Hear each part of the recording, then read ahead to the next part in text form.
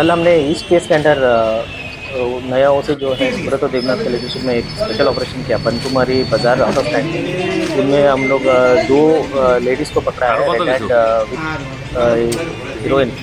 तो इनका नाम है रोजना बेगम 35 ईयर्स विशालगढ़ का रहने वाला है, और एक है कोलसम बेगम 25 ईयर्स मधुपुर का रहने वाला है। इन दोनों के पास सर्च करने के बाद हमें 9 सोप केस में जो स्टोर किया था इन लोगों ने हीरोइन वो मिला है। टोटल इसका वेट है 94.5 ग्राम, और इसका मार्केट वैल्यू होगा 10 से 15 लाख, और 2 मोबाइल भी सीज किया है। और शायद ये लोग सिलचर से ये लेके आ रहे थे, तो अभी हम लोग उनको अरेस्ट किया है और स्पेशली में केस भी लिया है।